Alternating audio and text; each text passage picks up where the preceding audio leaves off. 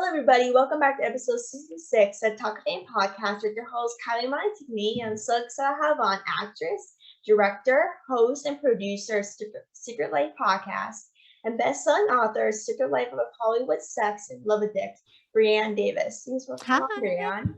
Hi, how are you? I'm so glad to be here. I'm good. How are you? I'm so happy to have you on. Yeah. So you are a actress and director. What made you want to start doing that, being in this type of industry? Well, I always loved make-believe. I grew up as a latchkey kid and I watched a lot of television and film because both of my parents, were working and out of the house. So I would really just love television and escaping and to that world of make-believe. And so when I was really young, I didn't know what I wanted to do, but I did know I didn't want to be myself, which is like bad, but I knew like when I started acting, when I got to become other characters, put on clothes, have other people's dialogue, it just felt more comfortable than being in my skin. So I definitely entered the business of, acting in Hollywood, not in the healthiest place, but I've gotten healthy over the years. And now I love being in my skin and I also love being other characters. So yeah, I've been a working actor for over 20 years now. Oh, wow. Yeah. It's amazing. Like when you were young, like, what were your inspirations when you watched TV? Like, do you have any movies or shows that kind of inspired you? That kind of made you want to be an actress? Oh my gosh. So my favorite movie growing up was Romeo and Juliet, which is totally not appropriate for a kid at all. But I fell in love with love scenes. Like I'm obsessed with love. I love butterflies, the first hand holding. That is what really just like, I just love that feeling. So anytime I got to watch movies, like my mom was obsessed with Dirty Dancing. I don't even know. It's such an old movie, but she would watch it. And I just remember watching like them dancing together and it like magical. And now being an actress, I shoot those scenes and they're like the least magical thing known to man. They're like so technical and there's no romance. There's 40 people staring at you. It's hot outside. It's the least romantic, but I still fall for it every day when I see movies and film. But I think my favorite movie of all time, which is not romantic, is Jaws. So it doesn't really and I love horror movies and I just love the world of make-believe, Yeah, me too. Like I'm like the person that's obsessed with movies and shows. Like if you recommend me something, I'm like, I'm gonna watch this after. I don't care. Like on my free time, I'm always watching something. Like even if it's like romance, drama, comedy, I'm watching everything. I love it too. Even though I'm not really a horror type of person, I'm always watching everything. Like I'm like, I don't care how scared I am, I'm gonna watch it because it looks good. So I'm like, I don't really care. But like as a little kid, like I basically knew I always wanted to be in the entertainment industry. I just kind of knew that from the start. Yeah, I basically knew that. Like I just kind of didn't want to admit it. But I was like, I'm a very shy girl. I was always a very shy kid. And I was too. I was totally shy. Like I wouldn't talk to anybody. And I'm still shy to this day. Like I get really nervous, especially in social. Good. Yeah, we'll see. And like I had very bad anxiety. So I was literally so scared to try new things. And like I was like, how is a very shy girl gonna be in the entertainment industry? That's kind of not possible. But then at the end of the day, like I talked to a lot of people, and like even if they're like an actor, singer, songwriter, or something, they're always start off being shy, then they grow. I think myself like at least like I'm now alone. At least there are people that are shy. Well, I used to be shy. At least become an entertainment industry, like people. Like at least I saw not a lot of people are shy in the entertainment industry from what I see growing up. So I'm like, I don't see myself, like I don't see other people being shy in the entertainment industry. That's really not normal. No, it actually really is. I mean, a lot of people are shy and have dyslexia or ADHD or even come from traumatic backgrounds. Like Hollywood is very much like that is normal. I mean, I go to an event and sometimes I don't even talk to anybody because I feel like kind of awkward and uncomfortable. And I'm like, I don't know what to do. So I still have those tendencies. They don't completely go away, but there's something about when you get older in the business where you stop caring so much about what other people are thinking and you can walk in a room and you're like, whatever, here I am. I'm okay exactly where I am. I don't need to be friends with anybody to feel good about myself. Yeah, exactly. Do you start in History Channel's military series 6. So it's that kind of experience like for you to shoot down everything. Yeah, that was a great show. I mean, playing Lena Graves, and she was just such a kind, sweet character. You know, she went through her own trauma with the loss of her baby and trying to have another baby with her husband. And it was a beautiful, especially season 1 was such a beautiful journey to portray her and really lean into God and faith. You know, I haven't played a character that was so God, higher power oriented. So that was nice to do that. And season 2 was even, you know, wonderful, especially the scene at the playground where I confront Joe. Lena confronts Joe about the loss of the child. So it was a great show. I'm bummed it got canceled, but that's what happens. You have a job and then you don't have a job, and then you have a job and you don't. Yeah, everything canceled. Like once you get hooked to the character, then next thing you know, it get canceled. That happens often. It's nothing new. It's nothing like, or you get killed off, or they like, I mean, it just changes all the time. And that's the thing people forget as an actor, even if you're on for 10 years. And I remember one of the friends, I think it was Matthew Perry or something, he went through a deep depression after he got done with Friends, because you get so attached to the crew and the cast and the family and your character. And then when you have to give it up, you always go through like a loss, like you lost something, but then you have to like pick yourself up and start over again. So it's constantly reinventing yourself. Yeah, I've seen that. And like I've seen stuff that Courtney Cox, the person that plays Monica on Friends, doesn't even remember playing Friends. Like doesn't remember anything. I'm thinking to myself, like, oh my God, is that how hard it is to play a character that long? Like, even though I'm the biggest Friends fan you could ever like see, I'm really the biggest Friends fan. I'm thinking to myself, like, that's awful. Like, that's really awful to think like you're stuck in that character. You're really betrayed for like how many seasons or how many years, and see yourself immediately depressed and can't get out of that zone where you can get a character is really something I really couldn't imagine. I really think myself like, how is this even possible to even be able to kind of feel that way? Yeah. And sometimes when you're in the character, I mean, for me, even shooting things, I'll have people come up to me and they're like, oh, when you did this I'm like, I don't remember. Because when you're in the character, sometimes you lose yourself. Like when I watch myself on film and television, I actually don't see myself. I see the character. So as soon as I'm done playing it, I almost forget everything that I just did. So when I watch it on the screen, I'm like, oh, I did that. Oh, there's that moment. Like I don't remember doing it because a part of you disconnects sometimes. Yeah, because like you're so focused on the character that you just can't really focus on anything else. Yeah, exactly. Yeah, and so you are the host of Secret Life podcast. What made you kind of want to start doing that? Well, I never wanted to have a podcast. That wasn't something I was interested in, but definitely when the pandemic happened, you know, my husband and I are both in recovery. I have 12 years in sex and love addiction. He has 33 years in AA. And when we, you know, saw all these people that needed mental health problems, you know, connection, a lot of people are having trouble connecting. So we started the podcast, which I'm the host, and it's Tell Me Your Secret and I'll Tell You Mine. Because when I wrote the article for HuffPost about being a working actress and being in recovery for sex and love addiction, that I felt that last bit of shame and stigma leave even after 12 years of recovery. And I wanted to give other people a chance. So we have everybody, every ethnicity, gender, you know, ethnic background, age, everything come on and tell their secret, whether it be, you know, a suicide attempt, you know, wanting to be an actor, but he was a makeup artist. We have that one coming up, and really funny secrets, and then really, really dark secrets. And it's just a beautiful place to connect with my guests for the listener. And I'm so proud of it. We're about to come up to episode 100, which is crazy. Wow.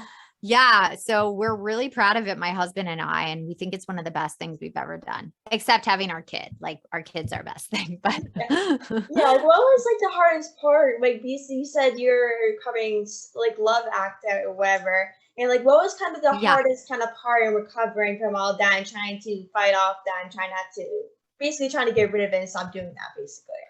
Well, you never get rid of it. It's a progressive brain disease. You just treat it. It's treatable. So like when I say sex and love addiction, it's not like I'm out sleeping with a bunch of people. You know, you're young. I don't want to like be graphic, but it's like I was in love with falling in love. Like Yeah. I told you, I love the butterflies, the first touch, all that stuff. And as soon as that high wore off, as soon as like the butterflies went away, I'd be like, oh, that's not real love, because that's what I see in the movies, right? Yeah. That's what like is portrayed to us. No one sits and talks about what real intimacy looks like. So I had this warped sense of what a relationship looked like, what a healthy relationship looked like. So when I was going out into the world dating, I picked unhealthy people. I wasn't healthy. I wasn't available because I was scared of intimacy, because I wanted this fantasy of first love. And then the sex side of it is not like one night stands. It's like I use my sexuality and the way I looked to Mhm. control other people. So it was just this weird thing, because whenever I thought of that disease, I thought it was like Tiger Woods cheating on the wife and then, having an affair or Yeah. something. And that's not what it is. And so when I spoke out about it after 10 years of recovery, I wanted to help other people in a younger generation like yourself. I got my 10-year chip in Los Angeles, and I've been in the program. I'm an old timer, they call me. And I saw 20-year-olds, 19-year-olds coming in saying, I can't have a stable relationship. I'm having trouble dating. I lack connection. I feel like I'm always looking for something better. And it just like, it's so bad right now. So that's why I spoke out, to give a different face to this addiction that is actually hurting our society really, really bad, especially the younger generation, because there's social media, there's dating Mhm. apps, there's unrealistic expectations, there's filters we put on. Nobody's real anymore. So, Yeah. yeah, that's why I spoke out, and I'm really proud I did it. It was terrifying, Yeah. because I'm like, I'm a working actor. Like, first of all, no one cares. Second of all, like, am I going to ruin my career? Like, what am I doing? But it was one of the best things I've done too. Yeah, exactly. Like I had like kind of similar things like you kind of did. Is I like I said before, I grew up with anxiety and depression all my life. It's Mm-hmm. like so anxiety wasn't really new to me as like in terms of everyday life, I'll say. And so Yeah. before like once the pandemic hit, like we were all stuck at home, we weren't living our everyday lives. Like I was basically out living my life, hanging out with friends, like going to sporting events and doing all these things that I love to do. And Mm-hmm. then and like I was and then I fell into a very steep depression. Like I just Yeah. remember during the summer of 2020, I was like depressed, getting Yeah. anxiety, panic attacks every night, crying myself to sleep. It was bad. It was horrible. And It like was horrible for a lot of people, because when we go out in the world and we're with other people, we're not looking at those things that we're dealing with. So when we all got isolated, we all got really quiet and with yeah, ourselves. exactly. And you're like, where am I not loving myself enough? Where am I going to the dark side? Where do I need to like really look and see why I'm feeling this anxious? What is this anxiety? And doing that and connecting with others about that, and not just connecting about hanging out or going to sporting events. Yeah, exactly. And I got myself sick because of it. Like I it Oh, was I'm sure 100%. when You I got always get myself yourself sick. like sick, I was like, it was like very bad. I told no one about it. I literally told no one except like my parents, my Mhm. immediate family. And like I literally was like, I was very ashamed of it. I was like, I don't want to tell anybody this. Like I don't even like my family, like outside my parents and my siblings and my grandmother. I was like, I was ashamed. I was like, I don't Yeah. want to tell my family or my friends or and I even had a nephew at the time, my firstborn nephew that's about to turn 2 years old. And I'm like, me myself, like, I don't want to live my life like this. Like, I don't want my family to be ashamed of me. I don't want my family friends to judge me, even though like family's here to support and love you no matter what. Like, I was pretty like felt like very judged about it. Like Yeah, it's a lot of stigma. I felt very self conscious about it a little bit. And Mhm. then like I was like once I got all better and started the podcast, I think to myself like I think I'm ready to open up about it. Like, I don't know if I should open up about it. Like you said, it was very difficult to open up Mhm. about it because you didn't know what was going to happen. It was going to damage about like your career and damage who people think who you are as a person might Mhm. change. But at the end Yeah. of the day, it's really one of the best things I ever did because Yeah. because like the most important thing is to help other people that are going through the same. Like you're not alone. Like a lot of people during the pandemic really had some mental health problems, and a lot of people texted me or just kind of came up to me in person and be like, oh, I had some health problems. He helped me a lot. I'm like, oh my God, like it really is really the best feeling in the world. Well, it's about connection. Yes, Connection is the number one thing that gets you out of the depression, anxiety, addiction, whatever it is. It's like that connection from one person to the other saying, me too. I feel that way. I'm not 100%. My pictures might look like I'm feeling great, but internally, like I'm suffering and I yeah, feel like no one sees me and I have so much shame and stigma. And the point is, when you say that out loud to just one person, like, I need help, or can you listen to me? That's where the healing starts. yeah, seriously. I really totally agree with that. So like you recently came out with a book called Secret Life of How Hollywood Sex and Love Addict. Like you kind of said before a little bit, kind of explained, but like Yeah. what kind of made you want to kind of share your story into like a book? What kind of made you want to turn that? Well, again, I didn't want to do that either. Yeah. That literally was like my higher power. And it really came through my husband. My friend Jana Kramer and I were pitching a show around town about female sex and love addicts because she's a love addict. And what was happening is the narrative was changing. The story I wanted to tell kept changing with different producers and things like that. And my husband kept being like, hey, there's this writing class. You should take it about writing a novel. And I was like, I'm not a writer. I'm an actor. What are you talking about? I'm dyslexic. I have ADHD. I almost failed English. Like, no, leave me alone. But he just kept asking me at random times. He's like, it's about to start. It's not that much money. It's 90 days. No one has to know. You could take one class and then you could never take it again. Like, just try it. And finally he wore me down. I said, okay. And I was shooting Lucifer at the time. And I remember I was shooting and I took the first class and it just came out. Like, the book literally was like writing itself through me. So I never think that I wrote it. It was literally like my higher power, God, whatever universe you want to say, Mm-hmm. made me a vessel to write this story. And I really wanted to make a book that was entertaining, that was a television show, movie series. It reads like that because that's what I grew up reading.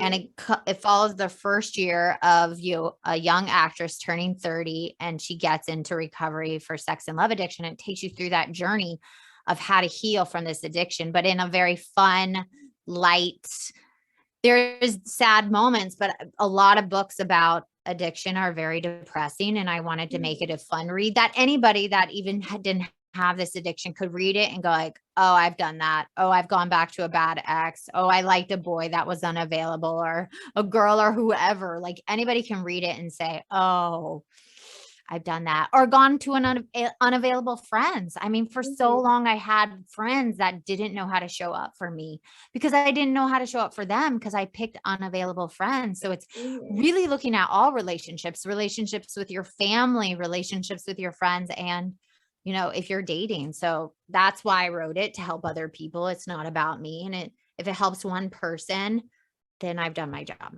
Seriously, I really couldn't agree because like during the pandemic, the whole world shut down and you didn't know when you're gonna go out again. And Yeah. everyone thought it was gonna turn out for like a 2 week, couple week thing. I Mhm. personally thought that too. I thought it was gonna be a couple Yeah, week I thing. did And I was too. like, oh, I'm gonna live my life. It's probably just a couple weeks shut down. Let's take a rest. Like just kind of take it as like a little step down and just take a break from what you're doing. And so I was like, and then as time went on, I'm thinking to myself like, this is probably gonna get more worse and better. I'm like, and I haven't been seeing my family because like I was like, because of the whole pandemic, we all wanted to be safe and didn't want to get anyone sick. And Mhm. I was like, who knows what's gonna happen? Like, who knows what's gonna happen to our family or friends? And I became like, I really took family and friends more seriously. Like, I like, I took family and friends seriously before. I'm not saying I haven't, but then at the end of the day, I kind of took it more serious, thinking to myself like, family is like why you're here. Family is here to support you when no one's here, like when you don't have support, or you don't believe Yeah. in yourself. Now I think Yeah. to myself like, I should really take this as a responsibility and reach out to my family whenever I can, make sure they're okay if they need anything, or as a friend, like I reach out or whatever, be like, hey, you good? Like, do you need anyone to talk to? Like, are you okay? Like, that's really the most important thing. And like, for the pandemic really taught basically everyone to really take responsibility and really check up on others and take your family and friends more seriously and make sure to check up on them because you don't know what's gonna happen and what's gonna Yeah. happen. Like you don't know what's the last time you're gonna see them again or talk to them again. So I think you should really not take your friends and family for granted and just really try to be a good friend or family to others because you don't seriously don't know what they're going through or like when your last time's gonna see them again. Yeah, but a lot of people don't get to choose their family. Friends is different, but you could Yeah. have family members that you have conflict with, or it's just not a healthy relationship. And the book really shows like how you can use your tools to still have a relationship, even when the person is unhealthy, because sometimes you are grown into a family that it's very toxic. It's not, a safe place. So it really digs into if you grow up in an unsafe place, how can you get through it? Yeah, absolutely. So like as I kind of grew up, like when I'm a twin sister, so Mm-hmm. I'm the youngest of three siblings, Mm-hmm. and so I am like always kind of been like a person that's always kind of been the shadow of my other siblings. Yep. These my like I don't know like a lot of people have to do this, but like my brother is all about baseball, like sports, and everyone used to come like give him all attention and always kind of made me like the back burner, as she used to Yeah. put. Like I always felt betrayed. I was like, I'm not important. Like I just became down to myself. I'm like, what do I have to do to make my family love me like they love my brother? And he's Yeah. like, I was like, what makes me different from my brother? Yes, we're different, but then they were related, we're siblings, and people often come up to me and be like, hey, are you and so-so's sister? I'm thinking to myself, like, I don't want to be known for that. I don't want to be known for being my brother's sister. I'm thinking to myself, like, I want to be known for who I am and what I do personally with the podcast and all that stuff. I don't want to be known for being my twin brother's sister. I want to be known for what I do, not for who I'm related to. And that is something a lot of people go through. Like, personally, I'm not alone. At first, I thought, like, it was the end of the world. I'm thinking to myself, like, these people suck. Like, who cares about who I'm related to? I'm my own person. Yes, Yeah. me and my brother are related, but then at the end of the day, it's nothing huge. It's something kind of big. And at the end of the day, like you're a person.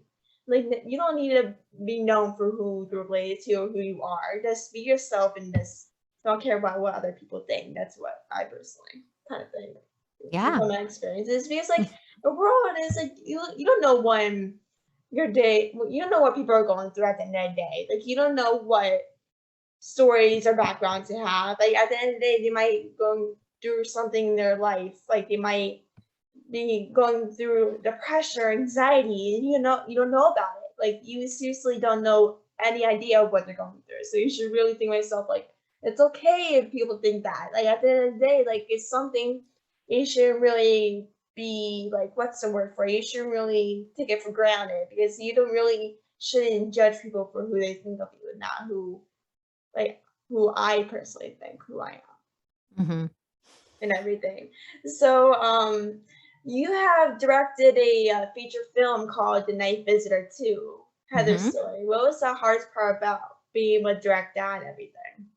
Well, that was a found footage movie, so it wasn't as difficult. That was the first movie I directed. So it was, we got to shoot it in a small time frame in a couple of locations, cameras high. So it wasn't like completely look like directing a movie. But the second movie I directed, which is called Psychophonia, and that one is like a full feature directed normal with like medium shots, close-ups, all of that. So when I directed that second movie, I was like in love with directing. There's something about being an actor, knowing how to tell stories, breaking down scripts, every department, setting up with the DP, setting up the scenes and all that, and then doing storyboards. I just loved it because it was every element of my creativity in telling a story. And I got to hire a bunch of my friends that are in the business. And yeah, we shot it in a week and it was just one of the best movies I got to direct. So yeah.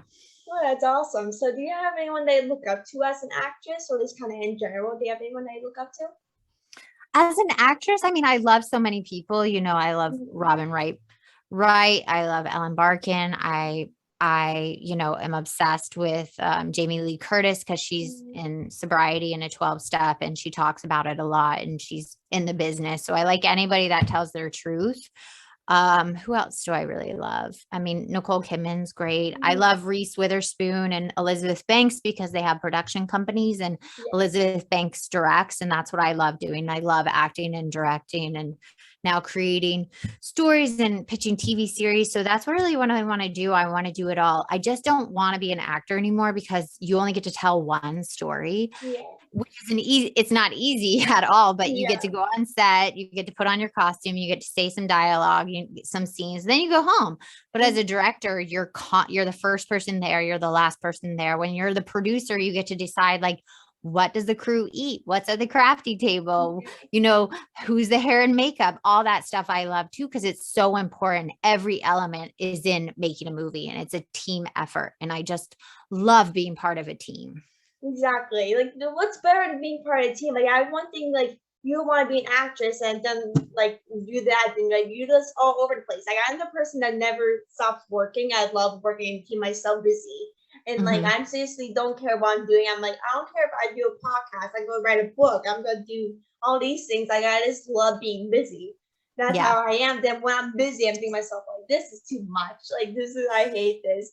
So it's different type of personalities for me. But what do you think is kind of the hardest part for you to kind of balance and do all these things, like directing, acting, producing, and all these things? Well, I just do what's in front of me. So like today I'm doing a bunch of interviews. So I'm getting interviewed. Then I have an interview for my podcast. Then, you know, at 6 a.m. I do rewrites for my second book as a follow-up to Secret Life of a Hollywood Sex and Love Addict about sober dating.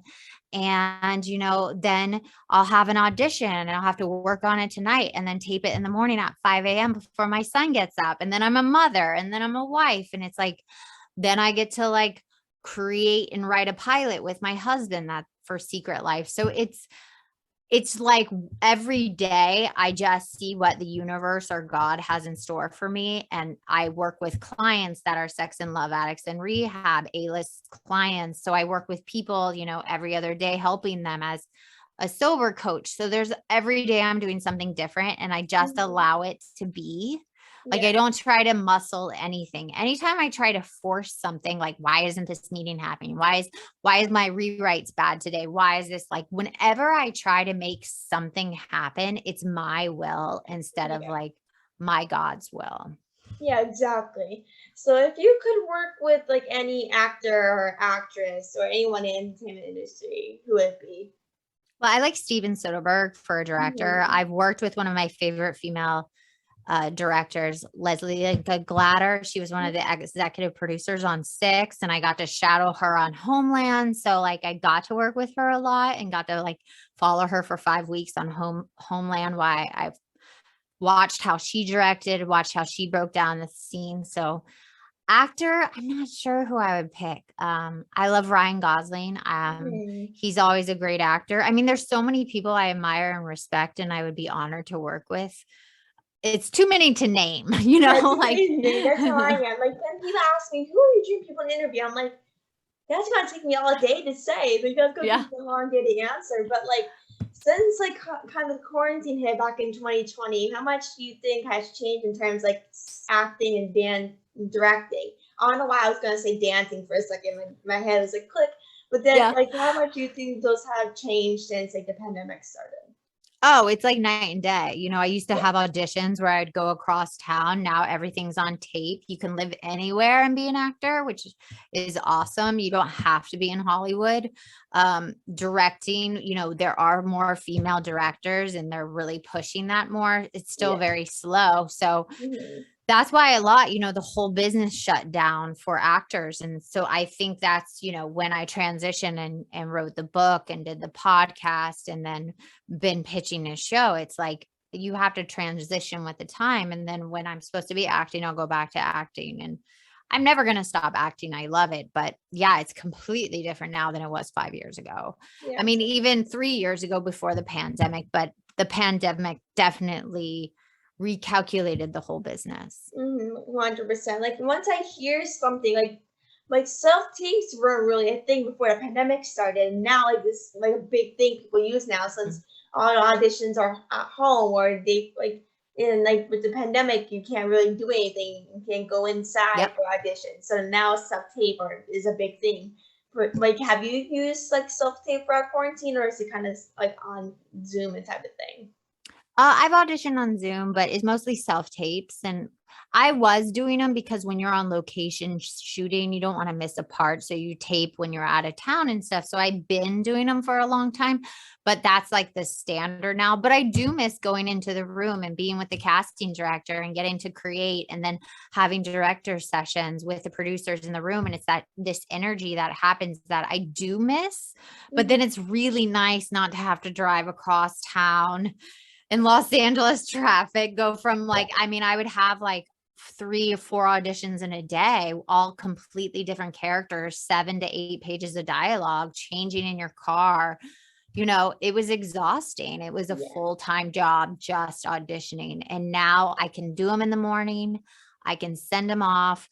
Then I can go on my day, with whatever other creative thing I'm doing. Yeah, exactly. So like the final question for an interview is, what is some advice for young generations that like to be an actress or director one day?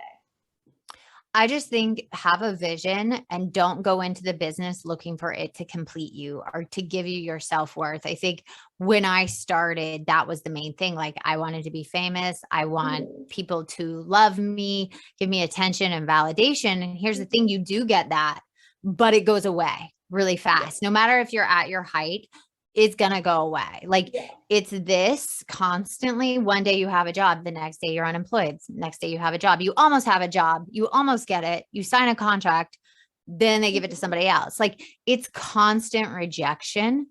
So if you are going into the business wanting to be like J-Lo, even J-Lo has bad days and doesn't get jobs. But if you want to be J-Lo, it's that the likelihood of that ever happening is very low. I'm a working actor. I've made a living as an actress, but I'm not an A-list celebrity. I still have to like grind it after 20 years. And it's just like, you got to get ready for that. You got to get ready for constant rejection, constant up and down.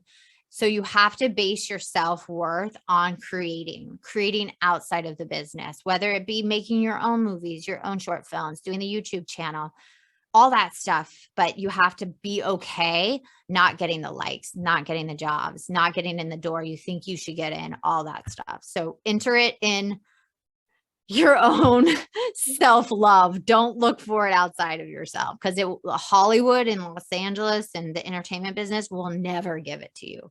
It's never going to be sustaining. Exactly. Like that's how I started as well. Like I kind of started asking where I was thinking to myself, like, I'm gonna be big, like, I'm gonna be hit at this. Like I was like very similar to you was. I'm thinking to myself, like, I'm gonna be the next like Jennifer Lopez, like that's what I'm gonna do. Then a year now I'm thinking to myself, like, I'm thinking to myself, like, I'm not Jennifer Lopez. Like, just not, I'm not even close to Jennifer Lopez. Nor will I ever be. Yeah. And like, who cares? Like, I might have now a lot of Instagram followers, but at the end of the day, like, you might at the end of the year, you might have like 1,000 followers, 1,000,000 followers at the end of the year. Like, it's all about grind. Like, everyone's saying like you need to grind by the end of the day. You're thinking to yourself, like, how am I supposed to grind if I'm only doing one job at a time? Like, you just have to take it one day at a time, or else you're gonna go nowhere in life. You're not gonna go anywhere at that specific job. Because if you don't work hard at what you're doing, you're not really gonna go anywhere. Because you have to work hard. It's hard work. It's a lot of work, and but you also have to have rest. You also have to have the balance, because the work is actually another way of not living in reality. So it's that balance. So like after we get done, I'll work out, I'll go for a walk with my dog, I'll do my next interview, I'll like go do rewrite. So it's like this balance in life that you have to work really hard, but you also have to take care of yourself. Exactly. So I just want to thank you so much for coming on, jumping on the podcast. It was so great speaking with you. I loved our conversation. Thank you so much for coming on again. We'll definitely speak soon for sure. Thanks so much for coming on. Thank you. Of course. Thank you so much. Let's definitely speak soon for sure. Thank you so much. Bye. Bye.